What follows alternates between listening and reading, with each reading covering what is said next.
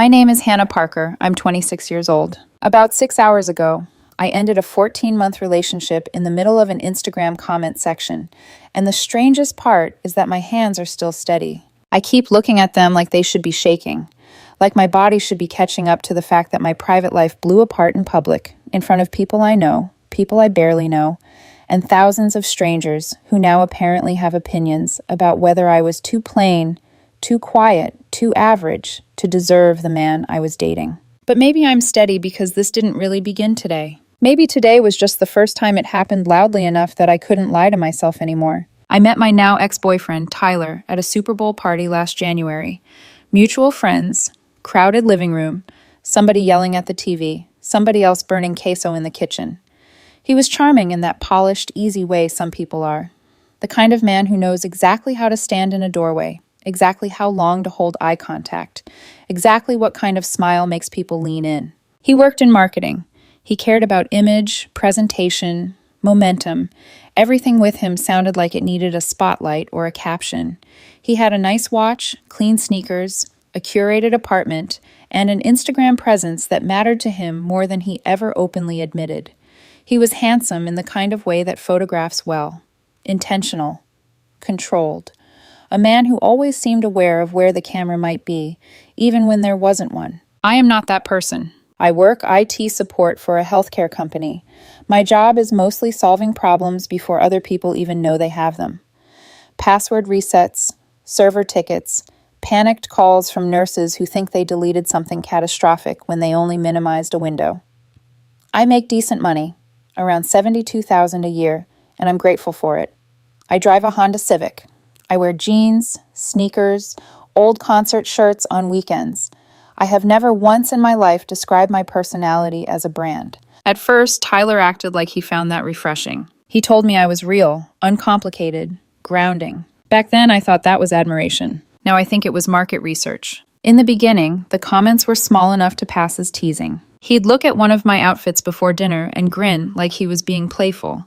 "You'd be dangerous with a stylist." Or he'd run a hand over the steering wheel in my car and laugh softly. "I can't believe you still drive this thing. It has the energy of a responsible substitute teacher." If we were at my apartment, he'd make observations in that smooth, amused tone that left no clean place to object. It's cute. Very early 20s starter pack, but cute. And because I liked him, because I wanted to be easygoing, because women are taught from birth not to be humorless when someone is shaving pieces off us with a smile, I laughed. I laughed when his friends laughed. I laughed when he took photos of us and made me retake them because he said my angle was wrong, or the lighting on his jawline looked weird, or my posture made the shot feel less elevated, whatever that meant. I laughed when he posted pictures where he looked incredible and I looked like I had been pulled halfway through blinking. I told myself couples teased each other. I told myself he was just more image conscious than I was. I told myself none of it counted because none of it looked cruel from the outside. But contempt rarely introduces itself honestly. It likes costumes. A joke, a suggestion, a helpful note. 3 months ago, Tyler asked me whether I would consider getting a personal trainer. We were in his kitchen. He was making protein smoothies no one asked for. I remember the exact shade of afternoon sunlight hitting the counter, because that was the moment something in me tightened. He said there was a work event coming up, and he wanted us to match energy. I actually laughed at first, because I thought he was kidding. He wasn't. He leaned back against the counter, crossed one ankle over the other, and said, "I just think we'd look stronger walking into a room together if we were both putting in the same level of effort." I asked him what that was supposed to mean. He shrugged. "Nothing mean. I just want us to look good together." Us. Not you, not me. Us. Like humiliation sounded softer when wrapped in teamwork. That one stayed with me. It sat low in my chest for days.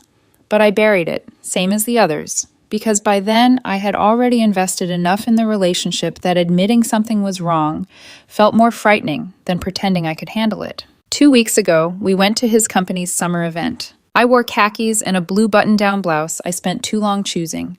I curled my hair. I did my makeup carefully, but not heavily. I remember standing in my bathroom before we left, trying to convince myself I looked elegant instead of merely acceptable. That should have told me something too. The way I had started seeing myself through his eyes before I even entered the room. At the event, Tyler looked perfect. Of course he did.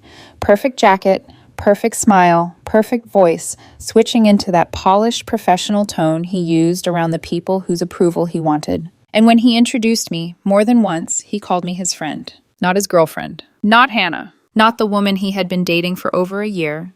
The woman who had met his mother, spent holidays with him, learned how he liked his coffee, memorized the look on his face when he was about to lie by omission. Just my friend. The first time, I thought maybe I misheard it over the noise. The second time, I knew I hadn't. On the drive home, I asked him why. He didn't even look embarrassed.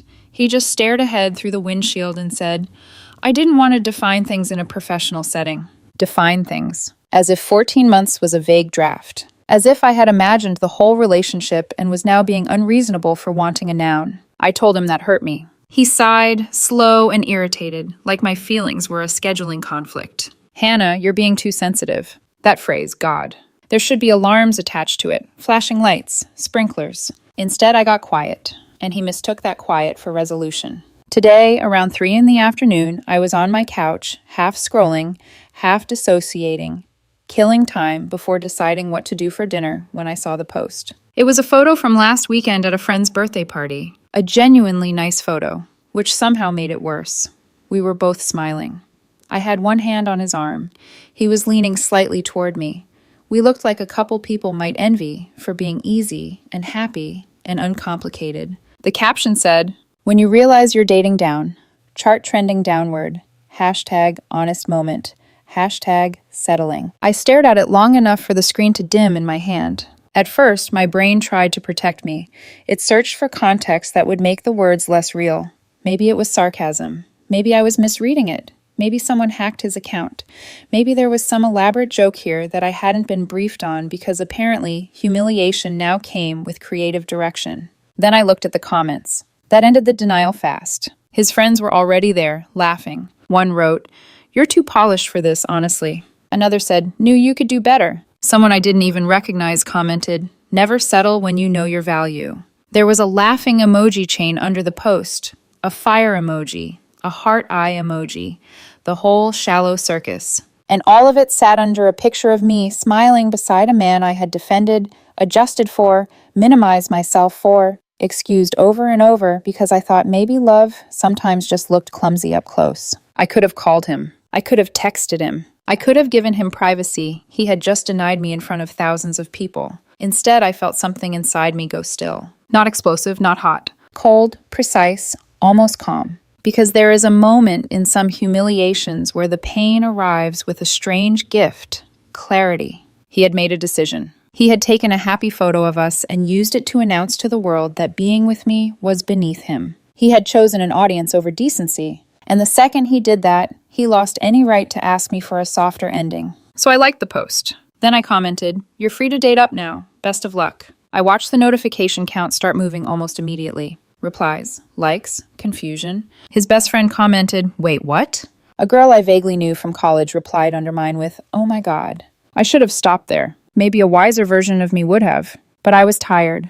Tired in a deep, cellular way. Tired of laughing off comments about my car, my clothes, my apartment, my job, my body, my supposed lack of polish. Tired of pretending that if I were just cool enough, or secure enough, or loving enough, I could make contempt turn back into affection. So I made my own post, a solo photo from last month. Nothing dramatic, just me in decent light, smiling for real. Caption, "Single and ready to level up. Thanks for the motivation, at Tyler." I tagged him. It was petty. It was public. It was also, for the first time in a long time, honest. Within minutes, both posts were moving faster than I could follow. People from his page were coming to mine. People from mine were going to his. Friends were texting screenshots to group chats. Story reposts started stacking. Somebody sent me a DM request that only said, "Girl, are you okay?" The answer was unclear. Then came the moment that turned the whole thing from ugly into catastrophic. Tyler's ex-girlfriend commented on his original post. "I don't know her personally, but I know the shape of her. Her name floated through our relationship often enough that it took on gravity. She was the woman he dated for 2 years before me, the woman he described with that particular softness men sometimes keep reserved for unfinished business, the woman he always claimed had been wrong timing, complicated history, One of those stories that never completely closes. Her comment was brief, but it hit like broken glass. Dating down? Interesting. Considering you were asking for me back 6 months into this relationship, I still have the text. Maybe sit this one out. Everything changed in the comments after that. You could feel it even through a screen. The laughter stopped. Questions started. People asked what she meant. People tagged each other. People who had been praising him a minute earlier suddenly went silent. His friends disappeared from the thread like someone had pulled a fire alarm. My phone started vibrating so hard on the couch cushion it sounded like a trapped insect. He deleted the post less than 20 minutes later. Too late. Screenshots had already been taken. More than one. More than 20, probably. The original post. My comment. My post. Her comment. The whole chain of it. Preserved forever in the sticky amber of the internet. At 8 o'clock, Tyler finally texted me. Why would you do that to me? I stared at the message and actually laughed. Not because anything was funny. Because sometimes disbelief needs sound. I wrote back, do what? Like your post? His typing bubble appeared immediately. You humiliated me in front of everyone. I looked around my apartment then, at my secondhand coffee table, the lamp in the corner, the takeout menu wedged under a stack of mail, and felt something bitter rise in my throat. You posted a photo of us and called me someone you were settling for. What exactly did you think that was? He answered almost right away. I was venting. You weren't supposed to see it. I read that twice. Then a third time. 12,000 followers, public account, my face in the picture, and somehow I wasn't supposed to see it. I typed, that post had my picture in it, Tyler. What do you mean I wasn't supposed to see it? He sent back, you're being dramatic. It was a joke. That was the last lie I could hear from him without losing all respect for myself. So I wrote, good joke. I'm laughing so hard I accidentally became single. After that, nothing from him. But the family cavalry arrived right on schedule. His mother called first. I let it ring. Then his older sister texted, saying I was cruel, vindictive, and immature for exposing him publicly. I actually sat there with my phone in my hand and blinked at that word. Exposing. As if I had created something rather than responded to it. As if the truth had not originated on his page, under his name, with his caption attached to my face. The lack of self-awareness was almost impressive. So now I'm here, on my couch, phone on silent, apartment too quiet. Part of me is satisfied, and I'm not going to pretend otherwise. He humiliated me publicly, and it boomeranged so hard it cracked the polished little image he cared about more than he ever cared about me. Part of me is sad, because 14 months is not nothing. There were good nights mixed in with the bad ones. There were mornings he kissed my forehead like I was cherished. There were weekends that felt real enough to build futures on. I don't know if those moments were false or if people can be sincere and selfish at the same time. Maybe both. But the strongest feeling underneath all of it is relief. Relief is not romantic. It does not make for pretty endings, but it tells the truth. I didn't realize how small he had been making me feel until I finally pushed back. The comments about my style, my car, my apartment, my job, the way he kept trying to upgrade me, like I was a draft version of a woman he had not approved yet. I kept absorbing it, translating it into humor, because humor is easier to survive than disrespect when you still love the person delivering it. But that wasn't teasing. It was contempt, rehearsed in small doses until I stopped reacting. And today, for the first time, he said it loudly enough that I couldn't call it anything else. I don't know what tomorrow looks like yet. I don't know how much uglier this gets. I don't know whether I'll wake up missing him, or angry, or embarrassed, or weirdly free. Maybe all of it. But tonight I know one thing for sure. I am done being the woman some man dates while convincing himself he deserves better. 3 days later, the story still hadn't died. I had assumed internet attention worked like summer rain. Loud, messy, then gone before you could fully process being drenched. Instead, this thing kept lingering over my life like weather that refused to move on. Not national news viral, nothing dramatic enough for that, but big enough in local circles that people I hadn't spoken to since college were suddenly sliding into my DMs with screenshots and variations of, "Wait, is this you?" One dating commentary page reposted the exchange with the caption, "She matched his energy, and he folded." 40,000 likes. I wish I could say that felt empowering. Mostly it felt surreal. My Instagram gained almost 800 followers in 72 hours, which made no sense because my normal content was deeply unremarkable. A coffee cup, a sunset, my friend Rachel's golden retriever wearing a bandana. Suddenly, strangers were following me, like I might turn into a reality show. I didn't post anything else, didn't feed it, Didn't clarify, didn't defend myself. I just watched from the edge of my own life while Tyler's side of things got uglier by the hour. He went private, then public again, then private again. A coworker of mine, who thrives on gossip with an enthusiasm that should honestly qualify as cardio, told me his follower count had dropped by nearly 2,000. I didn't ask how she knew that.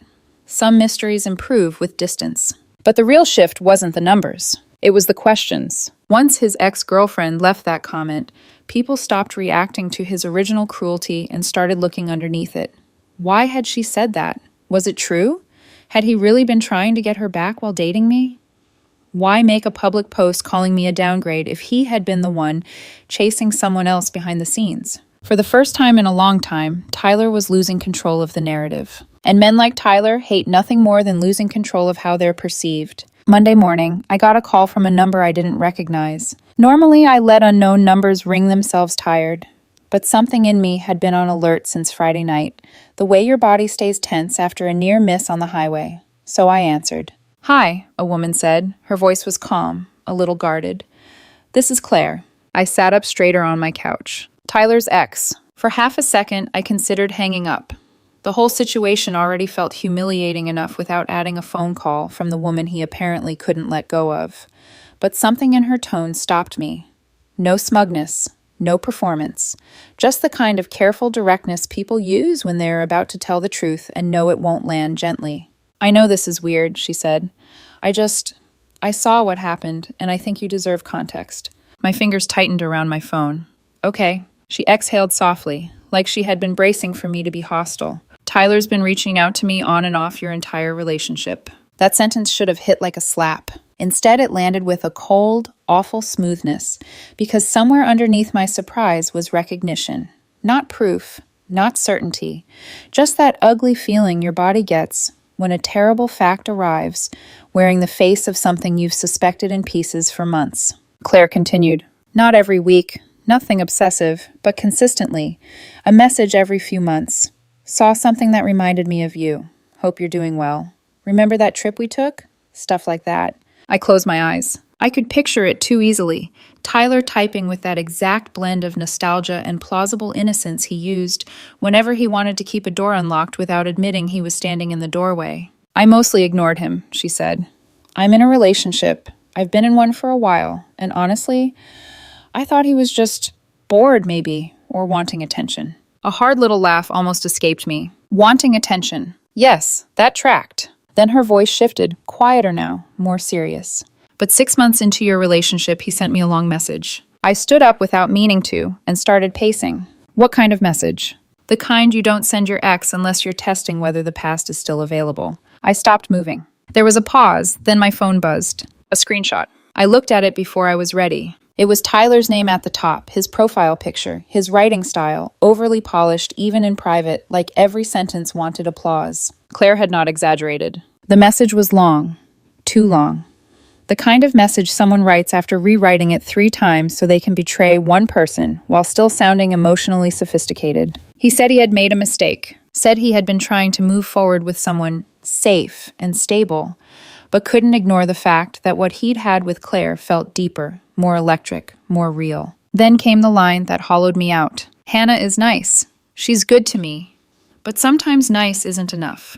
Sometimes I feel like I'm settling for comfort when what I really miss is passion." I had to sit down. I sat on the arm of the couch because it was closer than the cushion and because suddenly my knees did not entirely belong to me. Nice. Good to him. Comfort. Settling. It was almost impressive, the consistency, the way he had used different words in different rooms, but always built the same structure. I was the stable option, the placeholder, the almost. I scrolled. He had asked Claire if there was any chance they could meet and talk.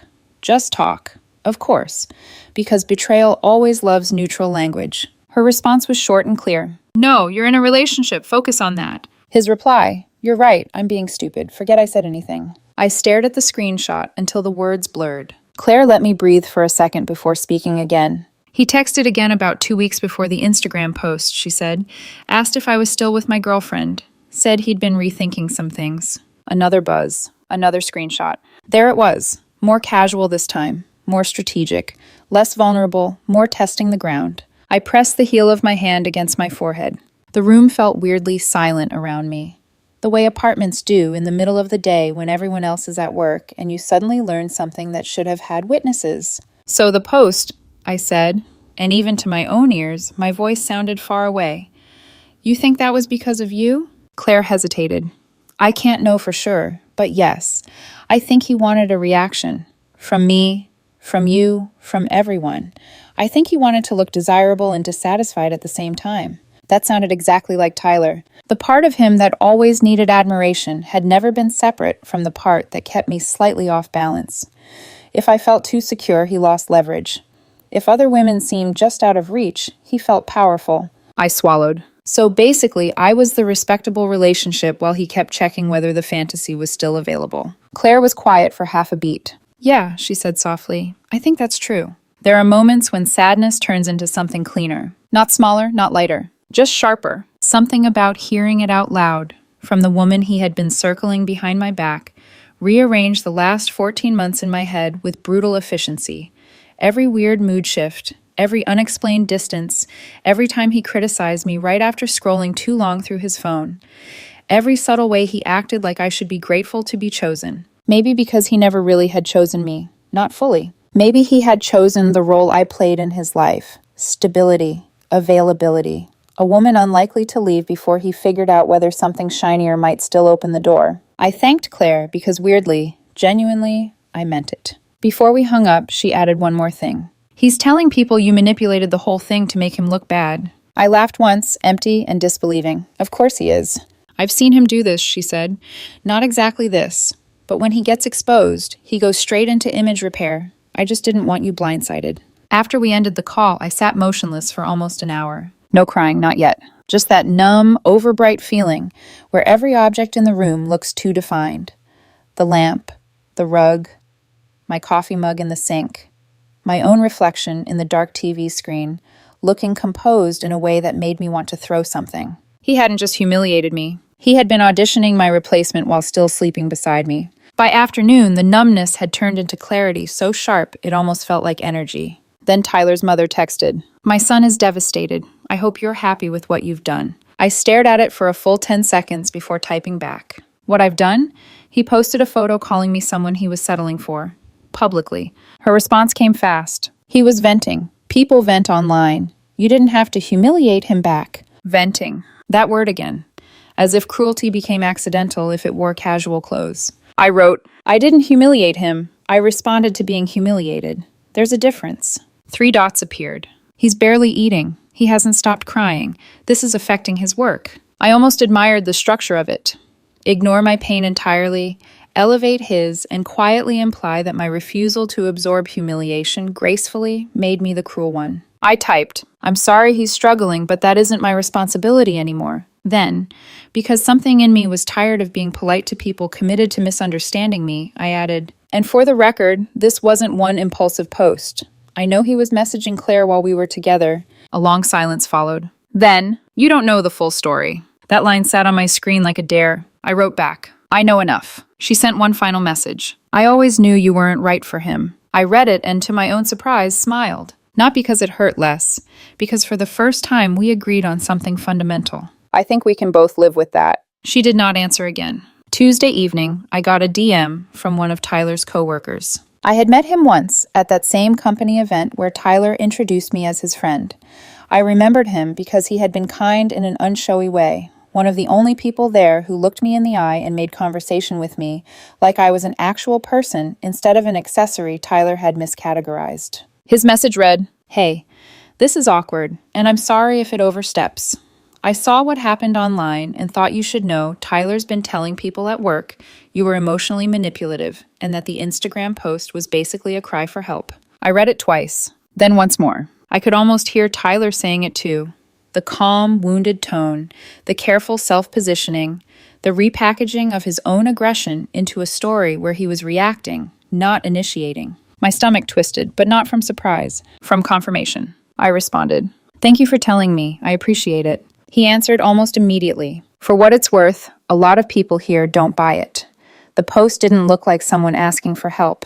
It looked like someone being cruel for attention." I saved the messages. Screenshots of the post. screenshots of Claire's texts, screenshots of his coworker's warning. Documentation matters, especially when someone starts rewriting the past before the present has even cooled. Wednesday night, Tyler texted me for the first time since our exchange on Friday. "Can we talk in person? I think we owe each other a real conversation." I looked at the message while standing in my kitchen, leftover pasta turning slowly in the microwave. For a second, an older version of me stirred, the one who still thought enough explanation could transform disrespect into understanding, the one who believed difficult conversations healed things by default. But another part of me, newer and harder, had started learning. People do not suddenly become honest just because you meet them in person. Still, I wanted something. Not reconciliation, not closure exactly, maybe confirmation, maybe to see his face when he realized I knew. Maybe I just needed one final scene clear enough that I would never again be tempted to romanticize what this had been. So I answered, "Coffee, public place, 1 hour." He replied almost instantly, "Thank you." We met Thursday afternoon at a coffee shop near my office. He was already there when I arrived, sitting by the window with a paper cup in front of him and the exact expression men wear when they want credit for suffering visibly. He looked tired. Good. So did I. When I sat down, he gave me a small, strained smile. "Thanks for coming." I set my bag on the empty chair beside me and looked at him properly for the first time since the post. Beautiful face. Controlled posture. The same mouth that had once kissed me awake on quiet Sundays and had also typed out that I was comfort, not passion. "What did you want to talk about?" I asked. He rubbed a hand over his jaw. I wanted to apologize. I waited. "The post was wrong," he said. "I shouldn't have done it." I nodded once. "Okay." He blinked, like my lack of emotional performance had thrown him off. "Okay," he repeated. I wrapped both hands around my coffee cup, mostly so he wouldn't see how tightly I wanted to clench them. "What response are you hoping for?" He leaned forward. "I was hoping we could talk about how things got here." There it was, the gentle redistribution of blame. The implication that a public humiliation did not begin with him, but emerged organically from how things got here, as though both of us had woven this together in equal measure. So I said very calmly, "You mean how you posted a photo calling me someone you were settling for? Or how you spent our relationship messaging Claire behind my back?" His face changed instantly. It wasn't dramatic. Tyler was too practiced for that. But all the polish fell out of his expression at once, like a mask slipping half an inch. "Who told you that?" I almost laughed. That question. Not denial, not remorse. Just panic about the source. "Does it matter?" He sat back. "It was Claire, wasn't it?" I held his gaze. He shook his head slowly, as if he were the injured one here. "She's trying to sabotage me." The sheer nerve of that nearly made me admire him again, in the way you sometimes admire a fire for being exactly what it is. "You asked her to take you back 6 months into our relationship." He opened his mouth, closed it, then said, "That was a moment of weakness." I looked at him, really looked, at the expensive shirt, the careful hair, the hollow in his expression where accountability should have lived. "A moment?" I asked, because according to the screenshots, there was another message 2 weeks before the post. He looked away, toward the street outside, then back at me. I was confused. I felt something cold settle into place. Confused for 14 months? He flinched at that finally. Not because it was untrue, because it was too clean. His eyes got shiny then, and for one dangerous second, some automatic reflex in me responded.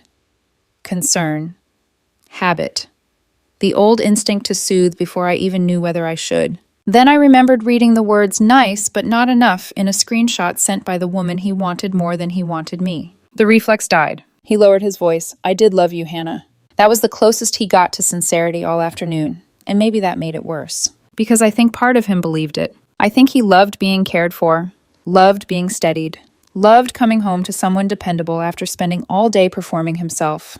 I think he loved what I gave him. But love that feeds on your security while quietly resenting your existence is not love that keeps you safe. So I said, softly enough that he had to listen carefully, "You loved what I provided. Stability, loyalty, someone who would keep showing up while you figured out whether someone else still wanted you." His eyes filled. "That's not fair." "No," I said, "what you did wasn't fair." He looked down at the table. The cafe noise carried on around us, espresso machine hissing, silverware clinking, somebody laughing too loudly near the back.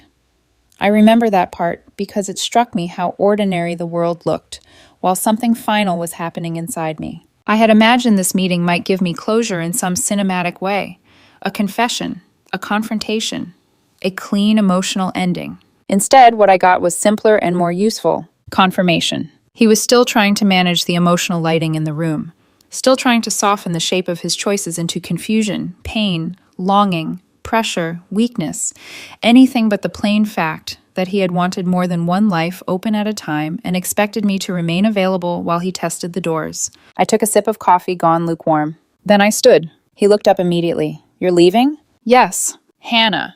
I set cash on the table for both drinks. "I'm glad we talked," I said, and I almost meant it. "Now I know I'm not walking away too soon. I'm walking away late." His face crumpled in a small, startled way, like he hadn't expected me to say anything he would remember. I picked up my bag. He said my name again, quieter this time, and there was something raw in it. But I had finally learned the difference between emotion and change. I walked out without turning back. Outside, the air felt colder than it should have for that time of year. I stood on the sidewalk for a moment with my pulse still too high and my chest aching in that strange, exhausted way grief does when it's beginning to harden into self-respect. I didn't feel victorious. I didn't feel healed. I just felt done. And sometimes done is the first honest miracle you get. The fallout from the coffee meeting began before I made it back to my car. By the time I got home that evening, Tyler had posted an Instagram story. Plain black background, white text, the kind of vague, dramatic message people use when they want everyone to know they are wounded without risking any facts. When someone finally shows you who they really are, believe them. No name, no tag, no direct accusation, and yet specific enough that anyone who had watched the original disaster unfold knew exactly who he meant. That was Tyler all over.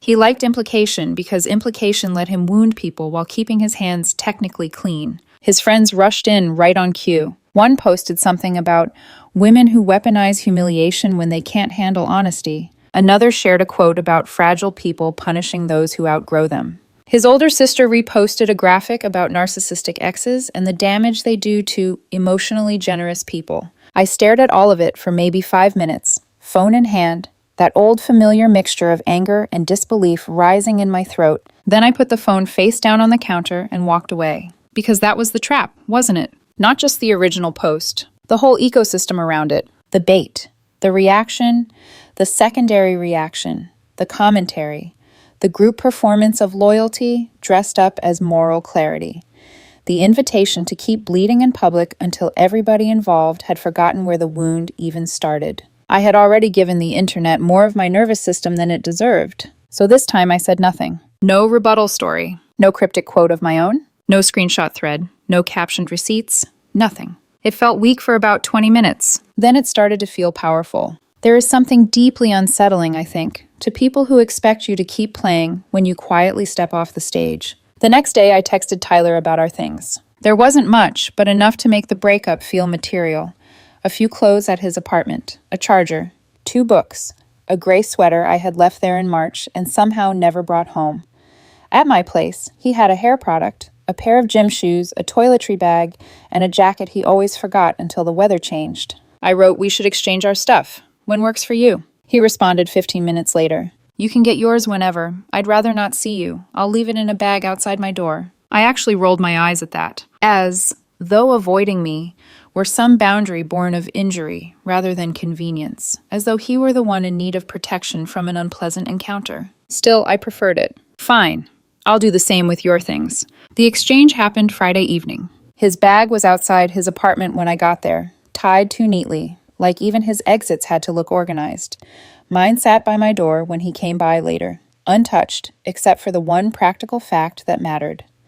The transaction had completed without drama. No note, no ambush, no sudden plea for another conversation. Just bags on concrete and the strange sadness of seeing a relationship reduced to portable objects. I carried my things inside and unpacked them slowly. A charger, my sweater, one book with a receipt still tucked inside from a bookstore cafe we had visited in February, back when I thought his restlessness around me was stress instead of dissatisfaction. I held the receipt for a second, then threw it away. Not angrily, just because the moment attached to it no longer deserves storage space. Saturday morning, Claire texted me. I almost didn't answer.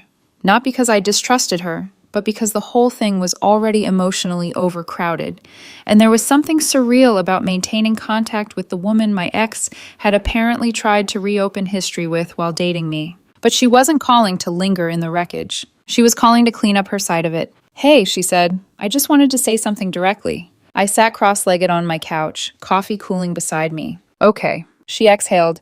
"I shouldn't have commented publicly. I don't regret telling the truth, but I do regret doing it in a comment section." That surprised me. Not because she was wrong, but because very few people in this story had shown any interest in accountability that didn't somehow circle back to self-defense. "My girlfriend was pretty upset," Claire continued. "Not because she thought I was lying. She knew about Tyler's messages. I showed her when they happened, but she thought I inserted myself into something messy when I could have just stayed out of it." "That's fair," I said. "Yeah," she gave a tired little laugh. "Turns out, even when you're technically right, public drama still has collateral damage." There was something almost comforting in that honesty. No hero speech, no attempt to frame herself as my savior, just a grown woman acknowledging that truth delivered in the wrong venue can still cost people around you. We talked for a few more minutes. Not long. Long enough for her to tell me Tyler had tried contacting her again after the fallout. 3 times. Different numbers. Different tones. One apologetic, one angry, one strangely nostalgic. Her girlfriend had finally asked her to block him completely if they were going to move forward, without that shadow constantly hovering in the background. So she did. Honestly, Claire said, she was right. He doesn't get to keep popping up every time his life catches fire. No, I thought. He doesn't. When we got off the phone, I felt a strange, unexpected calm. Tyler had spent so much of our relationship making me feel like I existed in comparison to someone else, some other woman, some more magnetic life, some more exciting version of the future he might have had. But hearing Claire talk about him now, plainly and without longing, stripped the illusion bare. He was not some tragic, almost love trapped by bad timing. He was a pattern. And patterns stop feeling romantic the second you see the repetition clearly enough. Tuesday afternoon, Tyler's coworker messaged me again. This time, the preview alone made my stomach tighten. Update on the work situation. HR got involved. I read it standing in the break room at work. Fluorescent lights buzzing overhead. Somebody's lunch spinning lazily in the microwave behind me. I typed back, "What happened?" His reply came fast. Apparently, he's been spending a lot of time on his phone at work, dealing with the social media fallout, missing meetings, stepping out, crying in the bathroom once.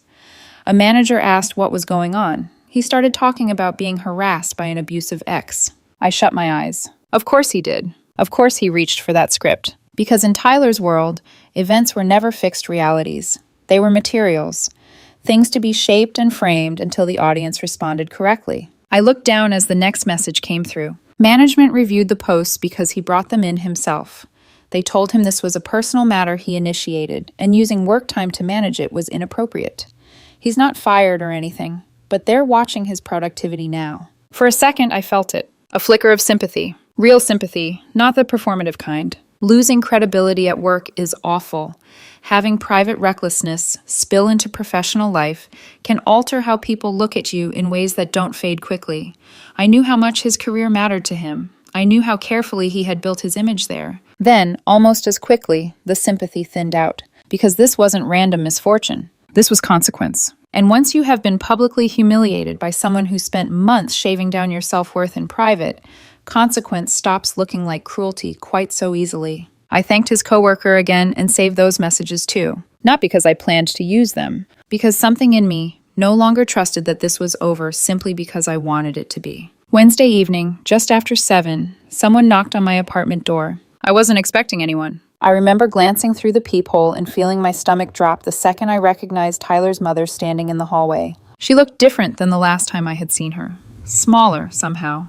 Still neat, still composed in posture and clothes, but strained around the eyes in a way that made her seem suddenly older. For a moment, I genuinely considered pretending I wasn't home. But she had clearly heard movement inside, and besides, avoidance had already cost me enough in this relationship. So I opened the door halfway. "Hi," she said. "Hi." Her mouth tightened, and I could tell she had rehearsed something gentler than the accusations in her texts. "Could we talk for 5 minutes?" Everything in me said no. But exhaustion makes strange compromises, and part of me thought maybe if I let her say whatever she had come to say, it would end the family chapter of this drama once and for all. So I stepped aside. She came in, perched on the edge of my couch like she was afraid to relax into the room, and looked around the apartment the same way she always had. politely, but with that subtle air of someone quietly assessing what kind of life their son had been asked to tolerate. I stayed standing for a moment, then sat in the chair opposite her. She folded her hands. "I know Tyler was wrong," she said. That caught my attention. Not because it was enough, because it was the first honest sentence she had offered me. "I know the post was awful. I know he handled this terribly." I nodded once. Then she ruined it. "But you have to understand, he's always been insecure." There it was, the family language of explanation sliding toward excuse. She kept going, voice trembling now. "He gets caught up in appearances. He always has. He wants people to admire him. He wants to feel chosen. And sometimes when he feels uncertain, he does stupid things to prove something to himself." I listened, not because I agreed, because I wanted to hear how far the story would bend before it finally snapped under the weight of its own dishonesty. She leaned forward. "He didn't mean to hurt you this badly." I looked at her for a long moment before answering. With respect, that doesn't change anything. Her eyes flashed. Hurt, maybe, or frustration that I was refusing the script she had brought with her. "He's devastated." I almost smiled at the symmetry of it. Like devastation itself should function as absolution. "He publicly humiliated me," I said quietly. "He was messaging his ex-girlfriend while we were together. He told her he was settling for me." She blinked, and for the first time since walking in, her composure cracked. "He said that?" I held her gaze. "Yes." Something passed over her face then. Not surprise exactly, more like recognition arriving where denial had been doing a temporary job. Still, she tried once more. "He was confused." That word again. I was starting to hate it. "He wasn't confused," I said. He was disrespectful." She looked down at her hands. I could feel the conversation tipping toward the truth she didn't want. The one where this stopped being about one ugly mistake and became what it actually was. A long pattern that climaxed publicly because private disrespect had not gotten the reaction he wanted. So I said it clearly. "This didn't end because of one post." She looked up. "It ended because that post was the first time he said out loud what he'd been telling me in pieces for months." Her brow tightened. I continued before she could interrupt. "The comments about my clothes, my job, my apartment, my car, the way he introduced me as a friend at his work event, the way he always made me feel like I was almost good enough if I just improved the right things. The post was not the beginning. It was just the moment I stopped pretending not to understand the pattern." Silence settled between us. Not comfortable, not hostile either, just heavy. She sat back slowly, and I watched something wilt in her expression. Not all the way into agreement, but far enough to suggest that some private inventory was taking place. Finally, she said, "He told us a different story." I believed that. Of course he had. Image repair starts at home. I leaned back in my chair. "I know." Her eyes shone suddenly, and I had the unsettling experience of almost feeling sorry for her. Not because she had treated me particularly well. Because there is something genuinely painful about watching a parent realize their child is not just hurting, but harming, and that the habits they once labeled insecurity or sensitivity have calcified into damage. She swallowed. "He's talking about moving back home." I let that sit for a second. Then I said, "That's his choice." Her voice got small. "He says he can't face people here." I wanted, briefly, to tell her that facing people is often the least interesting part of consequence. The harder part is facing yourself after the audience leaves. But I was too tired for speeches. "I'm not trying to destroy his life," I said. "I just won't be the thing he falls back on when it starts collapsing." She closed her eyes for a moment. When she opened them again, the fight had mostly gone out of her. "You seem very cold." It landed softly, without the venom of her earlier messages. Maybe that's why I answered honestly. "I'm protecting myself," I said.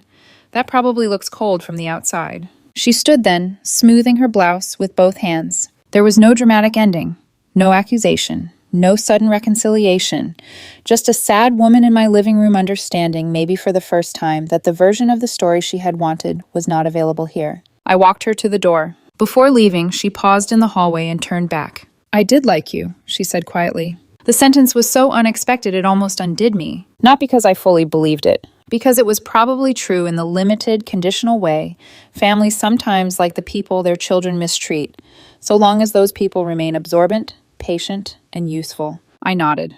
"I know." She left. I shut the door and stood there for a long time, hand still on the lock, apartment suddenly too still around me. Then I went into the kitchen, poured a glass of water, and leaned against the counter while the city outside moved on without me. That was the thing I kept learning in layers. No one arrives at public humiliation by accident. There are rehearsals, little permissions, tiny cruelties repeated until they become atmosphere, And if you stay too long inside that atmosphere, you start thinking your hurt is overreaction and your silence is maturity. But silence does not always mean peace. Sometimes it just means the wrong person has gotten very comfortable. That night I didn't check his stories, didn't search his name, didn't reread Claire's screenshots. I took a shower, put on an old t-shirt, and sat in bed with my phone face down while the room slowly darkened around me. I wasn't healed. I wasn't above it. I still had moments where anger flashed hot and quick, moments where grief showed up wearing nostalgia, moments where I missed the version of him I had loved, even while knowing that version had never stayed in the room very long. But something had changed. The chaos no longer felt like a storm dragging me around by the throat. It felt external now. Loud, yes. Messy, still. But outside me. And that was new. That was maybe the beginning of getting free. The internet moved on before I did. It always does. 1 week after the coffee shop, the repost accounts had already found new disasters to feed on. New couples imploding in public. New screenshots. New captions about toxic energy and dodging bullets. The attention that had felt suffocating just days before faded with almost insulting ease. The silence that followed was different from the one I had lived in during the relationship. This one wasn't heavy. It was open. Tyler went private again. This time he stayed that way. No more vague stories. No more quotes. No more attempts to shape the narrative in real time. From what I heard through mutual friends, he stopped showing up to things, stopped posting, stopped responding the way he used to, quick and curated and slightly performative even in text messages. A week later, Rachel told me he had given notice at work. Apparently, he's moving back to his hometown, she said over coffee, stirring her drink. Like this was just another piece of gossip instead of the quiet collapse of someone I had once built routines around. How far, I asked. 3 hours, I think. He told people he needs a reset. A reset. The word landed strangely. Part of me wondered if that meant reflection. Growth. The kind of uncomfortable honesty that forces a person to finally see themselves without filters or captions or carefully angled light. But another part of me, the part that had spent 14 months learning his patterns, suspected it might just be relocation. New place, new audience, same script. I didn't argue either possibility out loud, because the truth was I didn't need to know. His life was no longer a puzzle I had to solve. A few days after that, I got a message from his sister. Not the same tone as before. No accusation, no sharp edges wrapped in concern. Just, hey, I owe you an apology. I read it twice before opening the conversation fully. She continued, I didn't know about the messages to Claire, or the full history. I believed what Tyler told us. That wasn't fair to you. I sat on my couch, phone resting lightly in my hand, and felt something loosen in my chest that I hadn't realized was still tight. Not forgiveness, not validation exactly, just correction. Being misrepresented hurts in a specific way, not just because of what was said, but because of how easily people accept a version of you that you don't recognize. It makes you question your own memory, your own reactions, your own right to feel hurt at all. Her message didn't erase any of that, but it interrupted it. I typed back, I appreciate you saying that. A few seconds passed. Then, for what it's worth, I think he's finally having to face some things. Whether that leads to change, I don't know. But this shook him. I leaned back against the couch. I hope it did, I murmured, not typing it out. Instead, I wrote, I hope he figures it out. There was a pause. Then, take care of yourself, Hannah. I stared at that last line longer than I expected, because it felt simple, unloaded. For the first time in weeks, a conversation connected to Tyler didn't carry tension behind it. No agenda, no quiet attempt to redirect blame, no emotional undertow trying to pull me back into something I had already left. Just two people acknowledging reality from opposite sides. It mattered more than I thought it would. 3 nights later, at 2:07 a.m., my phone lit up again. His name. I didn't open it right away. I watched it sit there for a full minute, the way you sometimes look at a closed door before deciding whether to step through it or walk away. Then I tapped the message. I know you probably don't want to hear from me. Of course. Every apology begins with a soft landing. I kept reading. But I needed to say this before I leave. Leave. So it was true. He was going. Running, maybe. Or starting over. Or both. I'm sorry. Not the kind of sorry that expects anything from you. Just sorry. I swallowed. Something in my chest shifted, slow and careful. You didn't deserve what I did. You were always good to me. And I took that for granted because I was too focused on what I thought I was missing. I closed my eyes briefly. There it was. Not polished. Not defensive. not reframed into confusion or pressure or mutual miscommunication, just close enough to the truth to hurt. I kept reading. I thought I needed more excitement, more something. And I convinced myself that meant something was wrong with you instead of admitting I didn't know how to value what I had. My throat tightened. I don't expect you to respond. I don't expect forgiveness. I just needed you to know that I see it now, even if it's too late. The message ended there. No follow-up. No question. No hook. I read it again, then a third time. And I believed him. Not completely. Not in the way I once believed everything he said without checking it against his actions. But enough. Enough to recognize that somewhere between the exposure, the fallout, the loss of control, and the quiet that followed, something had cracked open. Whether it would stay open was another question. One I was no longer responsible for answering. My thumbs hovered over the keyboard. I could respond. I could acknowledge it. I could say something kind, something neutral, something clean. But as I sat there, the quiet of my apartment pressing gently around me, I realized something important. This message wasn't for me. Not really. It was for him. He needed to say it. He needed to hear himself say it. He needed to place those words somewhere outside his own head so they would stop echoing in a loop. And I didn't need anything from it. Not closure, not validation, not even apology. Because I had already made the only decision that mattered. So I locked my phone and set it on the nightstand without replying. Let him sit with the truth he had finally found. Let it belong to him. The next morning, the world felt the same and different. The practical things were already done. We had separated our streaming accounts, untangled the small shared routines, archived photos instead of deleting them, because I wasn't interested in pretending 14 months hadn't existed, just in not carrying them everywhere I went. Our mutual friends had sorted themselves out in quiet, predictable ways.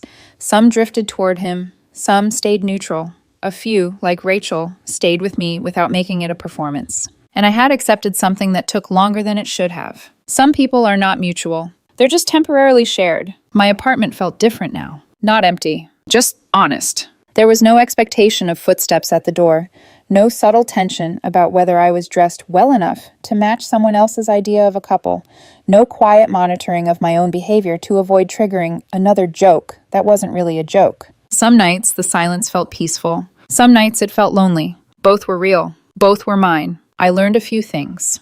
The kind that don't arrive as clean lessons but settle into your bones over time. The small comments matter. The jokes about my car, my job, my clothes, those weren't harmless. They were truths delivered softly enough that I wouldn't challenge them. And every time I laughed them off, I taught him that I would accept them. Silence isn't always maturity. Sometimes it's permission. Social media shows you what people value. The way he curated himself, the way he chased validation, the way he chose public attention over private respect. That was visible long before the final post. I just didn't want to interpret it honestly. Responding publicly felt good. In the moment, it felt right. He made it public first. I matched him there. But the aftermath, the messages, the strangers, the extended drama, that part was exhausting in a way I hadn't anticipated. If I had to do it again, I'm not sure. Maybe I'd walk away quietly. Or maybe I needed that moment of saying enough in a language he understood. Closure doesn't come from them. Not really. Not from apologies. Not from explanations. Not from their family realizing too late what actually happened. Closure is a decision. The moment you stop waiting for the version of the story where everything makes sense and just accept the version where it doesn't, but you're still done. And maybe the hardest truth, you can love someone and still walk away. I did love him. Parts of what we had were real, but love without respect is just a slow erosion. And I would rather be alone than be someone's stability while they search for something else. I'm not dating right now. I'm not closed off either. Just more careful, more attentive to the quiet signals, more willing to walk away before something has to explode to prove it's broken. Tonight, I ordered Chinese food. I'm sitting on my couch, watching a show Tyler once said was too slow to be worth it. It's actually good. The kind of slow that builds instead of drags. The kind that trusts you to stay. My phone is quiet. No notifications. No commentary. No performance. And for the first time in a long time, the silence doesn't feel like absence. It feels like space. It feels like mine.